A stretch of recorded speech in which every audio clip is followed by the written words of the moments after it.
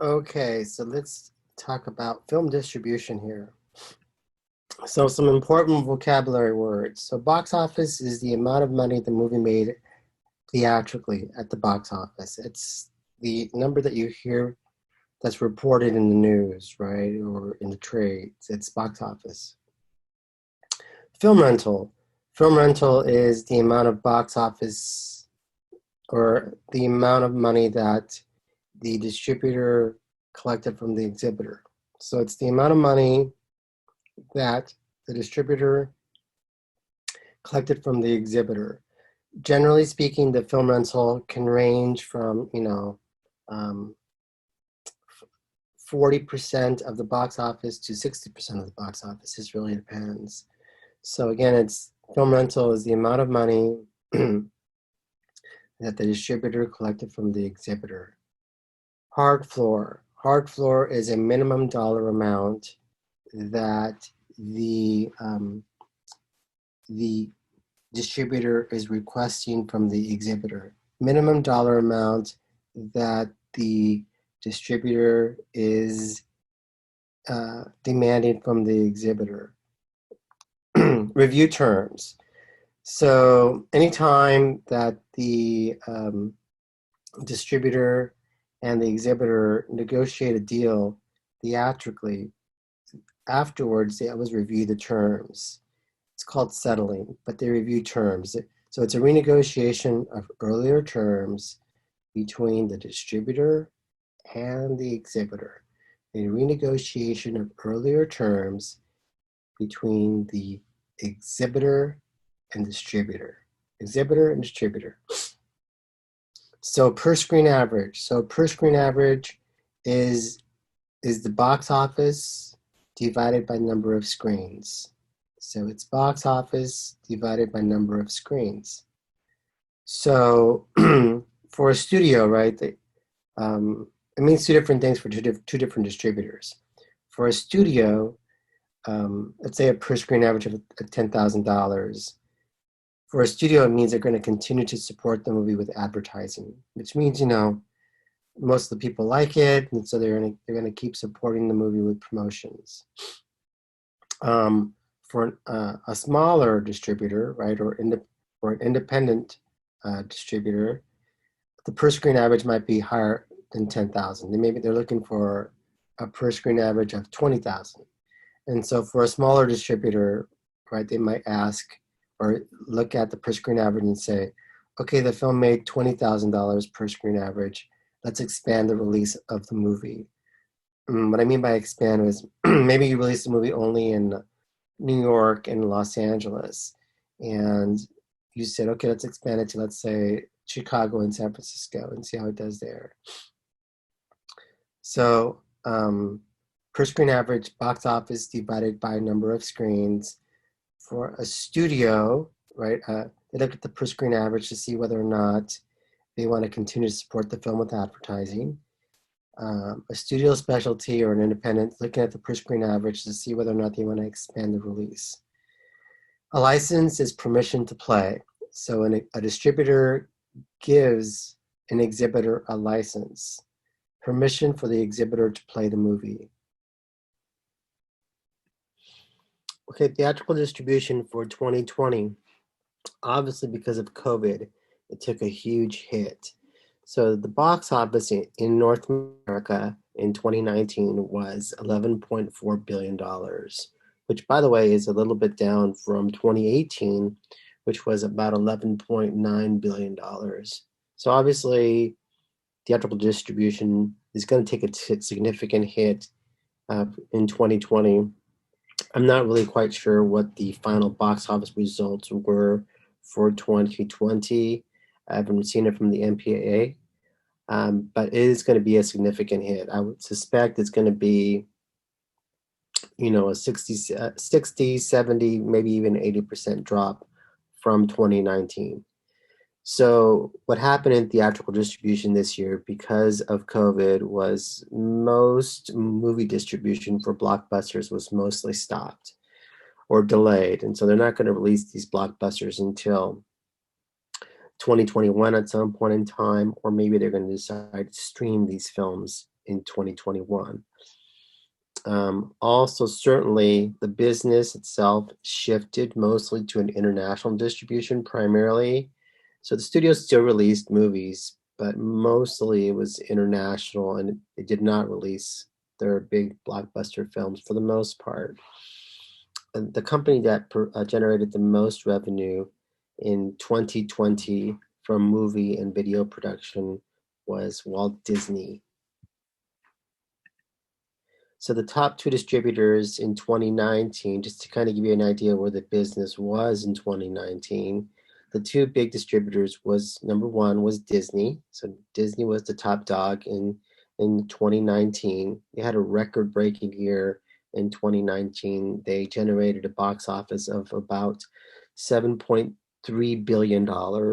In a distant second place was Warner Brothers. They generated $5.6 billion. So again, Disney was first, Warner Brothers was second. Other significant distributors and producers of content for movies was Universal, Sony Columbia, 20th Century Fox, Paramount, and the top independent distributor was Lionsgate. So the market structure for movie distribution is an oligopoly. So there's only a handful of powerful sellers. So for production, right, there's lots of potential buyers for content. And that's why production of movies is monopolistic competition. But when it comes to selling content, at least here in the United States, it's controlled by these handful of monstrous companies. So it's an oligopoly in terms of distribution. As you can see here again, right, the box office again for North America in 2019, before COVID hit, was $11.4 billion, which was a drop of 5% from 2018, which generated a box office of about $11.9 billion. So just to kind of give you an idea of the top territories, top 5 territories in 2019, and certainly this is not going to change anytime soon. China is the top market for American films, despite the fact that they have pretty strict rules in terms of what kinds of films can enter the market. China, nevertheless, is still number one, far ahead of Japan or South Korea or the United Kingdom. France, and as you can see here in India, round out the top 5, and France and India were essentially tied along with the United Kingdom. The top territory when it comes to box office for American films, at least, is Asia Pacific. So Asia Pacific is the top territory. In 2019, Asia Pacific made $17.8 billion. And again, Asia Pacific top territory. American films made $17.8 billion. So that was an increase of 4% over 2018. And as you can see or hear, Asia Pacific territory generates more money than any other territory, including North America, for American films. So in 2019, Asia Pacific territory, the European territory, Latin American territory, Africa, all improved from 2018. And as you can see here, the worldwide box office in 2019 was $42.2 billion, and 30.8 of that was international box office. So again, yes, the North American territory is important for American films, but as you can see here from the slide, the vast majority of the revenue that American films make is international revenue. So distribution's goal. So first and foremost, if you don't have a distributor, which is your seller, you try to hire a sales agent who will sell your movie, right, to a buyer, right? So a distributor is also a buyer, but their intent, again, is to sell. So a sales agent will pitch a movie, right, to a buyer, a distributor, who wants to buy it and then also, in turn, distribute it. They may pitch it to an exhibitor who's also a buyer. So, and just in terms of trying to get somebody interested in your particular movie. So, if you don't have a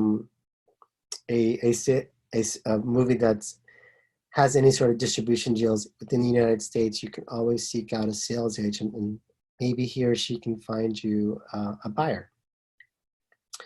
So distribution, when I used to work in distribution, we used to ship prints. And so prints were it's obviously very different now. I think most things nowadays are digital. And so the idea of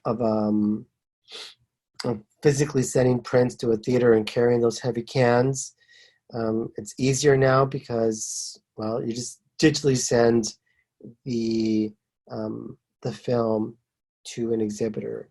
I would imagine now it's probably easier just in terms of shipping. I'm not sure about the just making sure that it's encoded and try to prevent piracy. Maybe that's an increase in that way. But anyways, your goal is to try to make sure that the exhibitor has access to your movie um, when it's scheduled to play at that theater. Obviously, you want to maximize profits. So an exhibitor is always weighing, the size of the target market versus expenses. So if the target market is too small, then it doesn't make sense to release a movie theatrically. So they're always weighing the expenses versus the target market. So because they want to maximize the profit. So the other goal, number 4, is to select appropriate and best theaters. Right? That's two separate things, right? Select the most appropriate and select the best. So sometimes appropriate and best are the same things. Obviously, you want to get for most movies, you want to get into um, any place out in Hollywood is a really good theater. The ArcLight, for instance, it's a great theater. And so if you have a studio movie or just a regular studio specialty, the ArcLight is one of the better ones. So that would be appropriate and best for any movie. Sometimes appropriate and best don't mean the same thing. Um, so sometimes the best theater, right, is not necessarily the most appropriate because it's off the beaten path. So you might think, right, let's say you're in the market, Seattle, and let's say you have an Asian American film, and you think this is the most appropriate venue for your particular movie, but then you talk to the exhibitors and they say, well, actually for this particular movie type of movie, the best theater is over here. It's not what you would think based off of the box office figures that track the best theaters in that market. So the best theater is not necessarily the most appropriate in some cases, if that makes sense, or vice versa. Sometimes they don't work together. But again, generally speaking, you want to select the most appropriate and best theaters. And you work really closely with exhibitors so they can give you some insight into the marketplace because you don't know every single market. You want to select the best or most efficient release date. So sometimes best is impossible because maybe it's clutter, so you pick the most efficient, right? The easiest, because you're trying to meet some sort of contractual obligation with the producer. So best isn't necessarily most efficient always. You charge the highest licensing fees and collect the highest percentage of film rental. So you're settling what they call, you're settling revenue. So you charge the highest because you're not going to get that amount. So what I mean by that is you charge, let's say 70% if you can, of first week's box office and 60% second week's box office and 50% third week's box office because you're not going to actually collect that. You're going to collect something close to that. You're going to negotiate, right, in your film rental. So this is why you charge the highest possible because that's your starting point for negotiation. If your negotiation point was 60%, well, you start negotiating at 60%. So you would want to charge the highest, right, because you're negotiating at that percentage. versus at a lower percentage because you know you're not going to collect it. If you start at 70, you're going to get 66. If you start at 60, you might get 55. So you start high because you're going to collect something, you know, around that percentage. So what is distribution fee? It's typically speaking for the United States and in Canada, it's between 30 and 35%. So again, US, Canada, 30 to 35%. The market structure for North America is an oligopoly. Again, you have a handful of distributors that control the marketplace in North America, in Canada, US. What is the fee for international distribution? It's between 35 and 40%. 35, 40%. Sometimes for international distribution, it might be even higher than that because they may not have an office in a specific territory. And in that case, they're going to charge, you have to find a sub-distributor to handle that territory. So for example, when I used to work over for New Line Cinema, not Arenas Entertainment, we didn't have any office or any connection to Puerto Rico. We wanted our movie to be distributed in Puerto Rico. And so I was the only person who spoke Spanish. And so I had to fly down San Juan to Puerto Rico and negotiate a deal with the exhibitor down in Puerto Rico. And so in that case, there's a sub-distribution fee that goes into that. The sub-distribution fee could be, 10 or 15% on top of foreign. So if it's 35, let's say it's 40%, and they don't have an office in that territory, and you want to be distributed in that territory, where they're going to charge you an additional 10% on top of the 40% to get into that territory. So now it's 50%. It pays for all the beautiful offices, right, that you see in the Hollywood area. If you go up to the Disney Studios in Burbank or the Paramount Studios, right, on Melrose, or if you ever go to, Universal, it pays for those facilities. That's what distribution pays for. What is rented a distributor or how much they charge? Depends. It depends on the distribution deal they have with that distributor. So in this case, again, right, we have a rich producer who pays for most of the or all the production costs. They pay for all the distribution costs, and so that distribution fee might be 10%, right? Maybe 15%.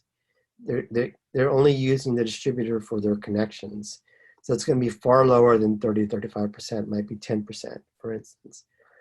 If the distributor is going to be shipping any sort of licensing products, right? So let's say they're shipping toys too, or they're shipping, I don't know, retail goods, let's say clothing to the stores, they charge a 30 to 50% merchandising fee. So the release pattern factors really varies on the popularity of the genre, right? So dramas might be really big in the United States, but internationally might be terrible. Westerns, obviously, in the U.S. are pretty bad, right? We don't really like Westerns in the U.S. anymore. But, other territories, it might be gigantic. Horror movies, right, might be big in the U.S. or internationally or both, or rom-coms or romance, might be really big throughout the world, or maybe not big in the US and big in other places. It just really depends. So the genre affects how narrow the release is going to be or how broad. A film's rating affects the release pattern, right, in terms of is it going to be broad or narrow. Generally speaking, exhibitors don't like NC-17 films, generally. So it's going to be tough to get on screens if you have an NC-17 film. So in that case, you're going to have a more narrow release versus a PG-13 or a PG. All the exhibitors have no issues with that. So the likelihood of you having a broad release for a PG-13 is, greatly enhanced if it's PG-13 or PG or a G. So CARA stands for Classifications and Ratings Administration. Classifications and Ratings Administration. This is the organization that rates movies, right? I think it's usually a bunch of housewives that live up in the San Fernando Valley that rate movies. And so the newest ratings in the movie rating system, PG-13 started in 1984. I think Steven Spielberg, played a big role in getting PG-13 started in movies. NC-17 is the newest of the ratings, started in 1990.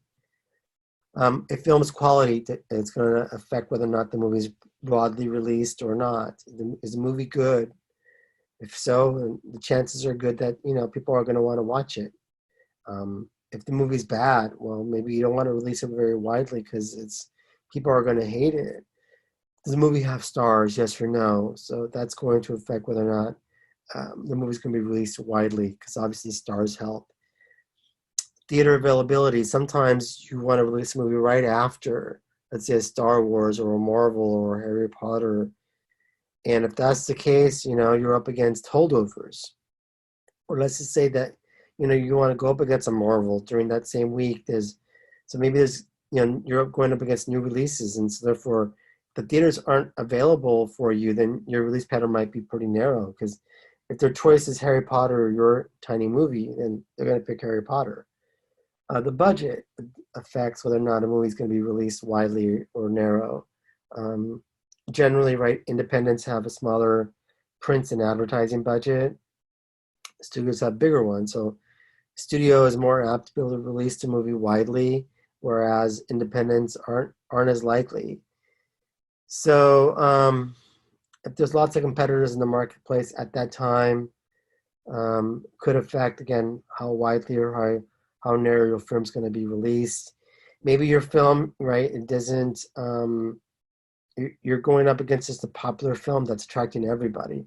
Or maybe, you're going up against lots of movies that are trying to attract the same target audience. So, for instance, you'll see sometimes during some weeks, lots of studio specialty movies being released during a particular week because they're all going after, let's say, the adult audience during that particular time. So different types of release patterns. The platform release pattern is the most difficult to implement. The reason it's the most difficult is because you have to synchronize the buzz the film's creating with expanding the number of theaters. So you have to sync the buzz with the expansion of the theaters. So as the buzz increases, the number of theaters needs to increase. So, for example, right, this Juno was an example of a well-done movie that was released by Fox Searchlight. As you can see, right, they kept on expanding the release of the movie as the buzz increased for the movie. And so, but again, this is the most difficult type of release to implement. The next type of release is pretty antiquated. Distributors don't really do this anymore. It's a market by market. Some people called it bicycling. And so you would essentially use the same 10 or 20 prints in every single market. So what I mean by that is that you would release, let's say, a movie in LA. You would have 10 or 20 prints in LA. You would use those same 10 or 20 prints and take it up to San Francisco and use those prints up there. You would use those same 10 or 20 prints up in Seattle and use them there. Same those same 10 or 20 prints to Denver and use them there. And so that's what I mean by a market by market basis. Limited release is less than 600 screens. Exclusive release is one theater. A regional release means that you have a film with usually a geographic appeal. So maybe it's an ethnic film, like, I don't know, a Latinx film or a Spanish language film.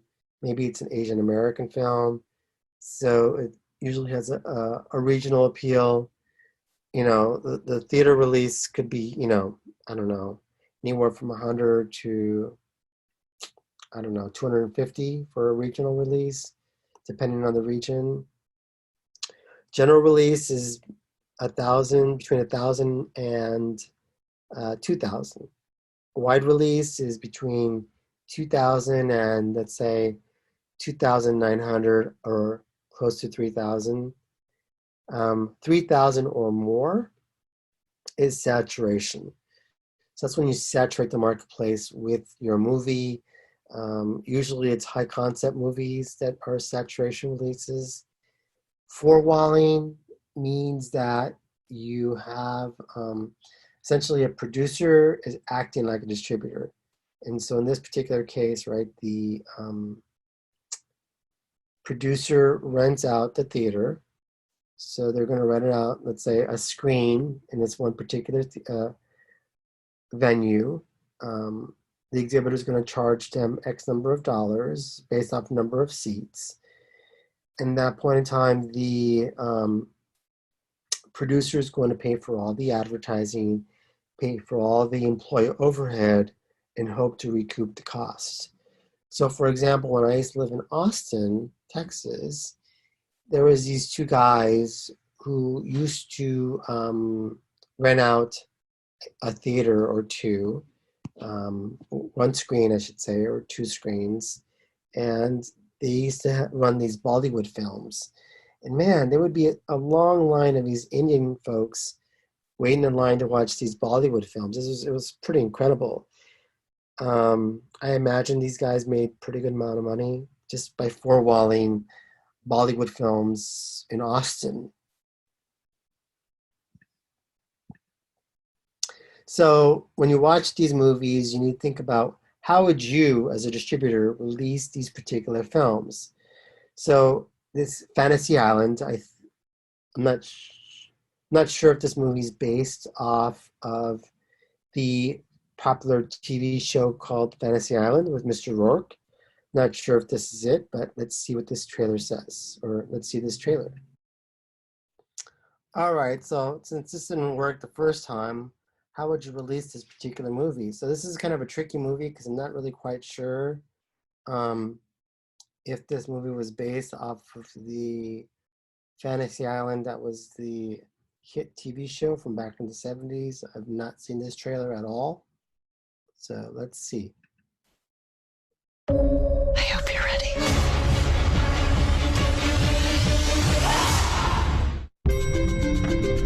There is an elevator.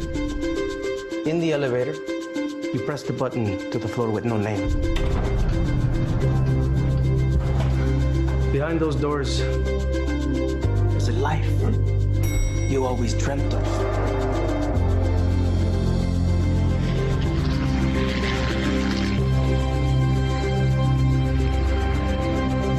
The plane. It's here. This weekend, you will be our guests. Here, anything and everything is possible. No service. It's not everything is possible. Good evening. I'm Mr. Rourke. Let me officially welcome you to Fantasy Island. Fantasy Island!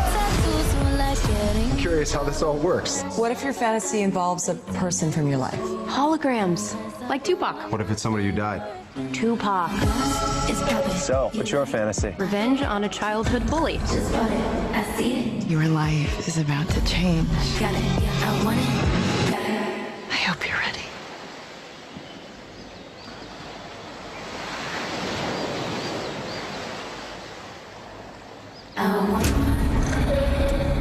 That is a really good hologram.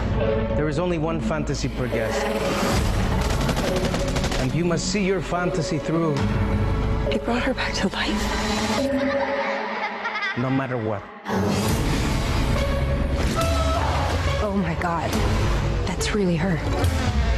Rourke, this is not what I meant. What the hell is this place? People die here. The island's twisting what we asked for.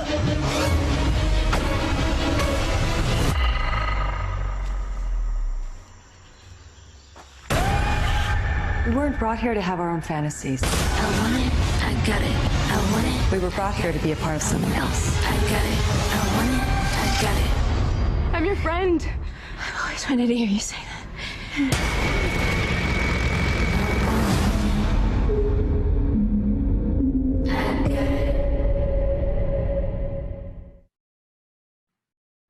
Okay, interesting movie just in terms of like the release. It is a Sony movie, so they're gonna have lots of money in P&A.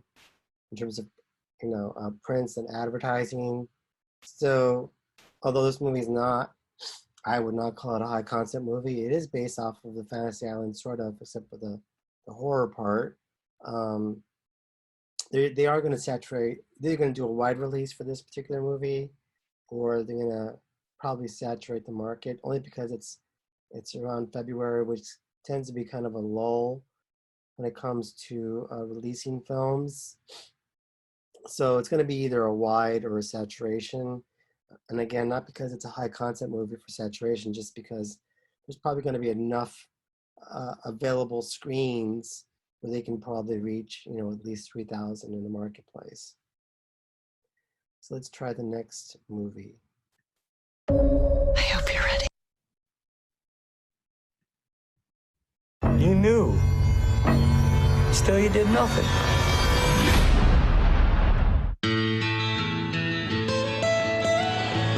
Almost heaven, West Virginia, Blue Ridge Mountains. Hi, Grammars. What are you doing here? Your grandma tells me her grandson's some fancy environment lawyer down in Cincinnati. I am a corporate defense attorney. So? I defend chemical companies. Well, now you can defend me. How many did you lose? 190. 190 cows. You tell me nothing's wrong here. It's a small matter for a family friend. Help a guy who needs it. The farmer or you? That's chemicals, I'm telling you. I'm seeing documents I don't understand. They're hiding something. That chemical. What if you drank it? Drank it? It's like saying, what if I swallowed a tire? What if whatever's killing those cows is in the drinking water? At DuPont, better living through chemistry. It's our DNA. You need to tell me what in the hell's going on. DuPont is knowingly poisoning 70,000 local residents for the last 40 years. You knew, still you did nothing. You want to flush your career down the toilet for some cowhand? You want to take everything that you know and turn it against an iconic American company, like an informant. Isn't that right? Isn't that right? Isn't that right? Yes. They have all the money, all the firepower, and they'll use it. I know. I was one of them. Our government is captive to DuPont. They're trying to force you to make me stop.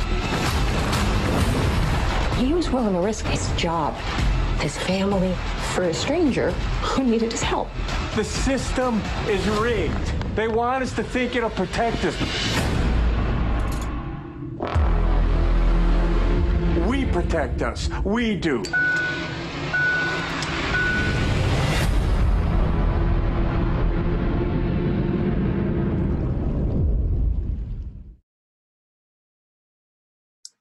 Yeah, so I don't know. This is another tough one.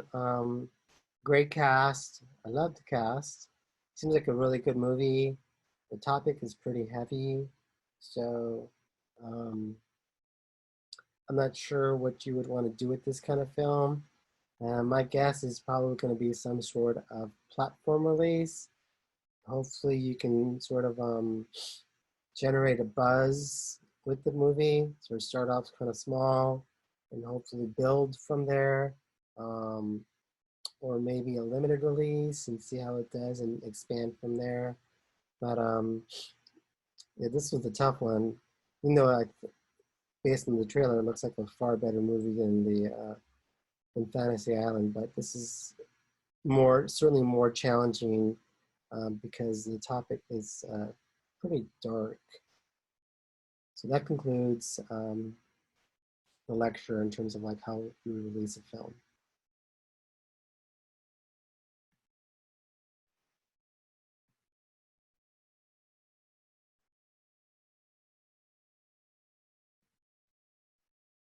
E. So generally speaking, the distributor will offer a film to an exhibitor, and at that point in time, they're going to negotiate a dollar amount. So generally speaking, This is the most common deal between a distributor and an exhibitor. They're just going to negotiate a straight percentage. So what I mean by that is the first week box office, well, they're going to split the first week's box office 70-30, right? Second week's box office, it might be 60-40 split. So they're just going to negotiate a percentage. That's the most typical type of deal. Number two, they create a bidding process. So a bidding process would mean, for instance, right, you only have a limited number of prints. So you can't give a print to everybody. So you're going to tell an exhibitor, hey, I only have 5 prints. I only have 6 prints or whatever. And so whatever 5 or 6 exhibitors give you the best deal, right, that's who you're going to give the prints to. So again, limited number of prints, you create a bidding process. Available. So as you can see this movie here called Imagining Argentina. So Imagining Argentina, when I worked in distribution, this movie drove us out of business. This is why I became a professor. And so anytime you hear the word, anytime an exhibitor hears the word available, they know this movie's terrible. And so, you're making it available to anybody who wants to play this movie. And so, in this case, right, the exhibitor is going to say, hey, or the film buyer is going to call you and say, hey, we have a screen available in Fresno. We think this movie might work in Fresno. Would you ship us a print? And we're going to say, as a distributor, and be like, heck yeah. And you ship them a print of Imagining Argentina. So again, 4 wall, as I mentioned before, you rent out the producer or distributor, because the distributor acts like a producer. Well, producer acts like a distributor, rents out the venue, 4 walls it, and they pay for all the employee overhead, and they pay for the venue, and they hope to recoup their costs. Now, the exhibitor almost always is going to ask you for a screener, right? Or is going to ask you for some sort of key code so they can see the movie, right, digitally. So you have to provide them with access or provide them with the screener. You can't create any sort of process where it's a blind bidding process. Block booking means that that's also illegal. Block booking means that you tell an exhibitor, well, if you want this Disney movie, you got to take all these other Disney movies. You can't do that. Block booking, blind bidding, all illegal. Basic licensing deals, flat rental. So let's just say Titan Theater wants to do a special screening of a Marvel film. I don't know, pick the Marvel movie. So in this case, right, myself, right, or Professor Rashidi, if he was the head of he's still the head of BTC, would call up the distributor and say, hey, we want to do a special screening in Titan Theater. They're going to ask you what's the capacity, and you're going to tell them, oh, it's a special screening. We're not charging anybody any money. It's 200 seats. Disney being Disney, they're going to say, oh, it's $250 there if you want it. If you want a special screening of that. And so, okay, you pay the $250, they ship you a print. Planes are also flat rental because it's only a certain number of people that can sit in the plane. So the planes pay a distributor a flat rental. So it's, again, a dollar amount that the distributor collects. So 90-10 deal minus a house nut. I'll explain that shortly, but briefly, I'll just say it's a fairly rare deal, a 90-10 deal. It only happens with big movies, like big blockbuster films, like a Marvel film or a Harry Potter film or something like that.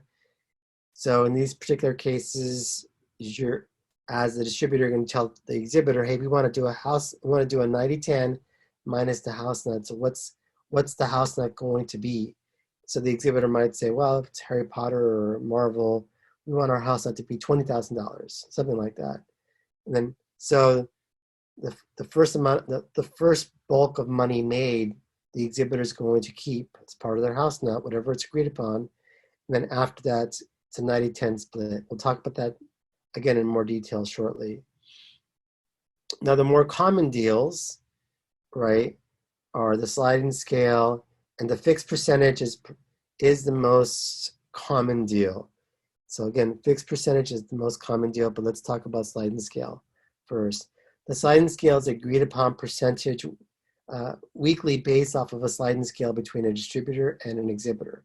So a sliding scale works like this, right? Where the distributor is going to say, we want 70% of the box office first week, 60% of the box office second week, 50% of the box office third week, 40% of the box office fourth week, 30% fifth week, and 25% sixth week and later.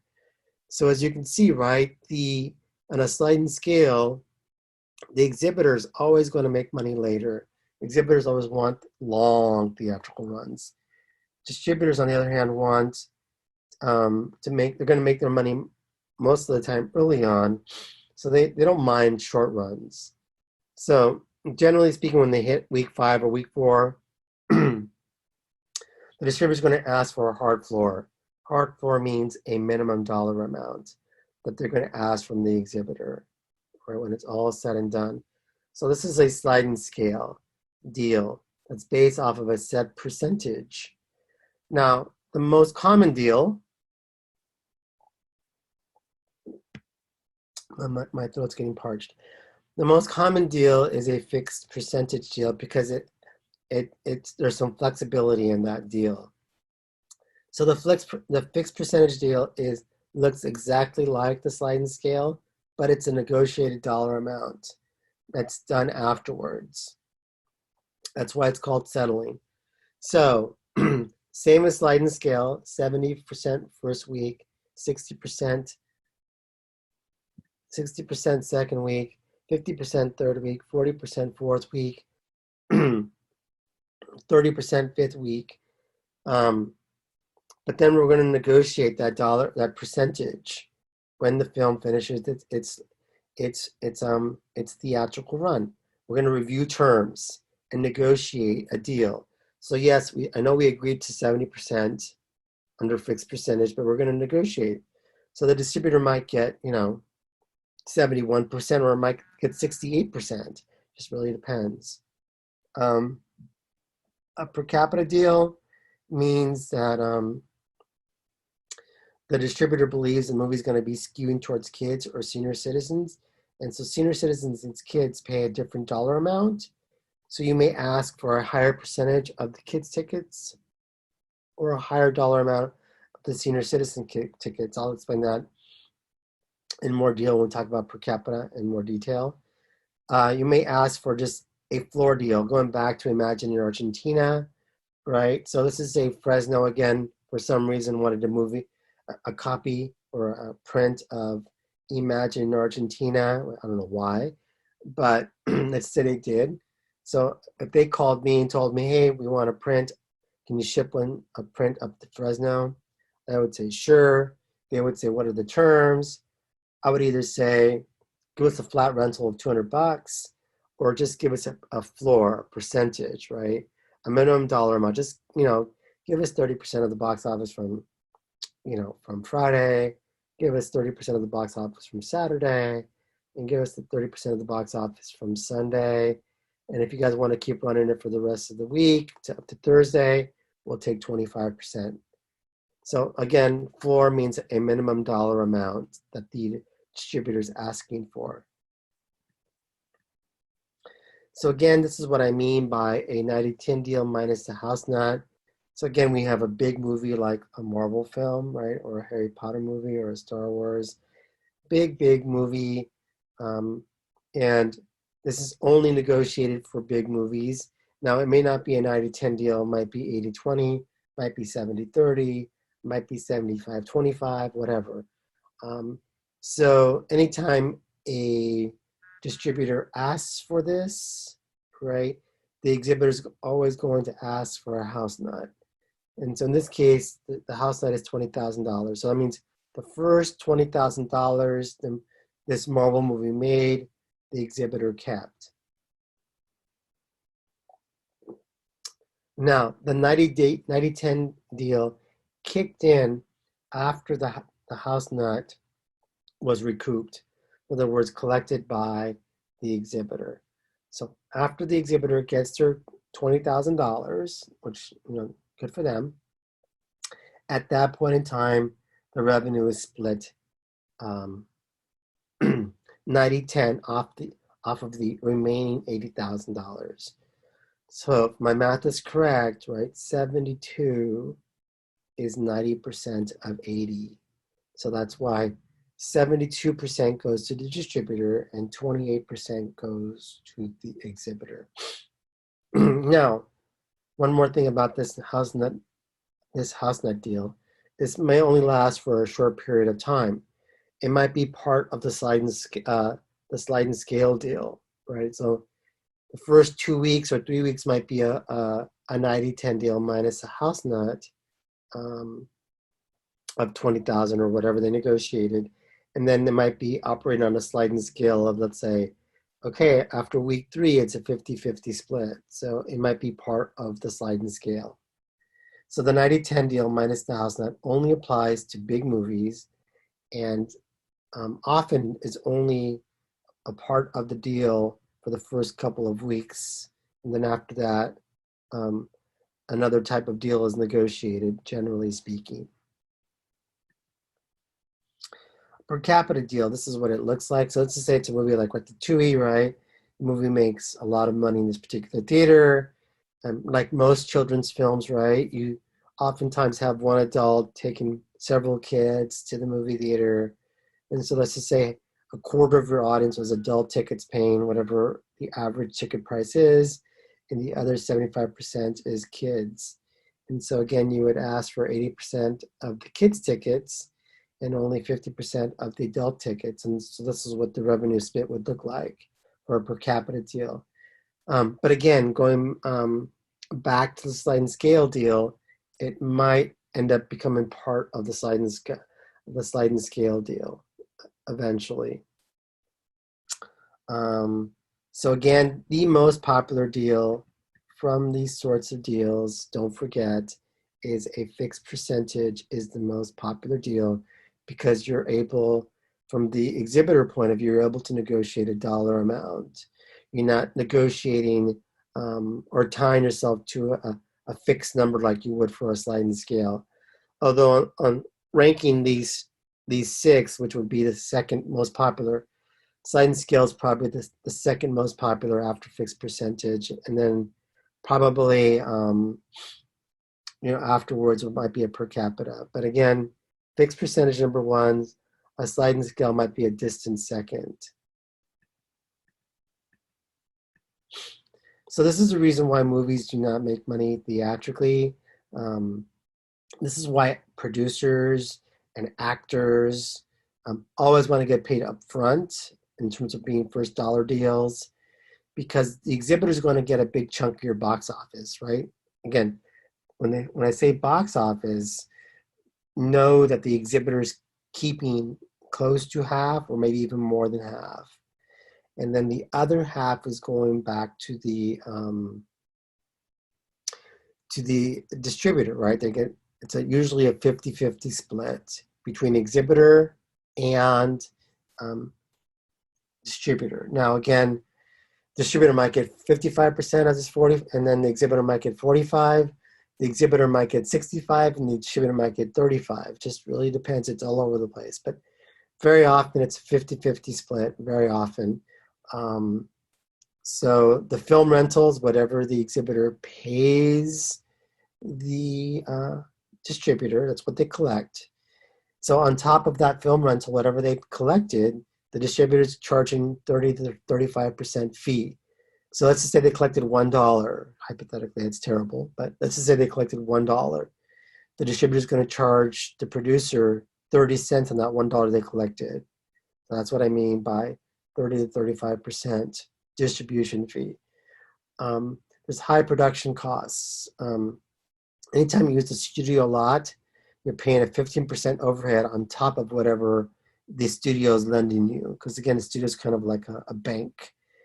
High marketing costs. So generally speaking, the marketing budget, more or less, it's about 50% of production costs.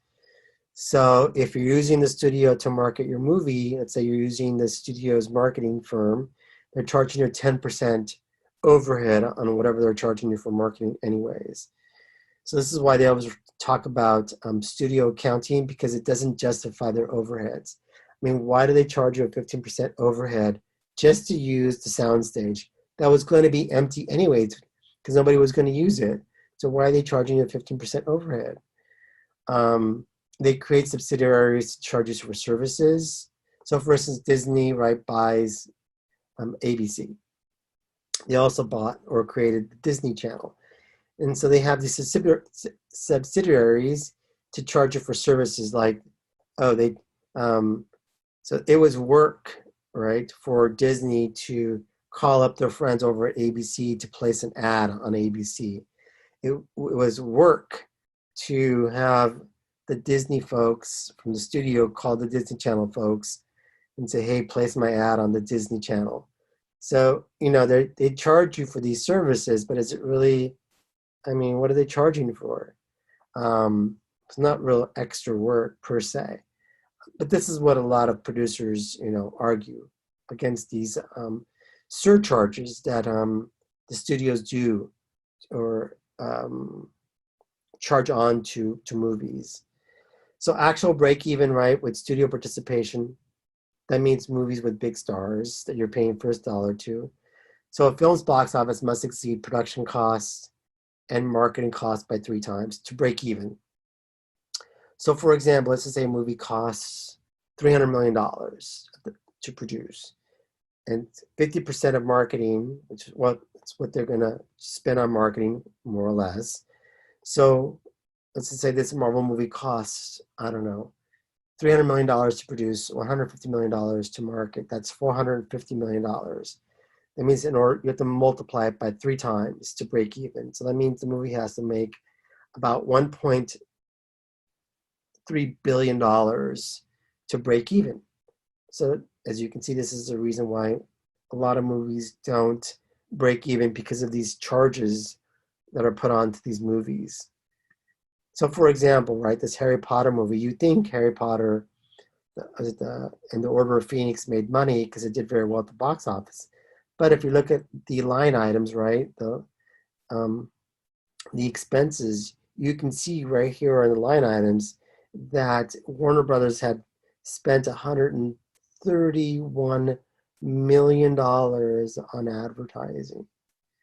That's a lot of money, right, on advertising. And so, and this is largely one of the biggest reasons why the movie doesn't make money. As you can see down here, the movie, it's in parentheticals, that means the movie lost $167 million, even though it did very well at the box office. And as you can see here, these are the fees that the distributor charges you, right? So in this case, right, there's a 30% fee in distribution, 30% non-theatrical. I'm not sure. I guess that means TV, or I'm not sure what that means exactly. Oh, that might mean, I'm not really quite sure what that means. Television, they charge a distribution fee ranging from 25, 35 to 40%. Foreign is more expensive for foreign distribution. You can see the video cassette fees. So anyways, you can see the distribution charges up here. And again, this is one of the reasons why the movie doesn't make money. And producers and actors and actresses want to get paid up front. So that concludes our lecture for distribution. Don't forget to look at the trailers that I'm going to post to see how you would release this particular movie theatrically.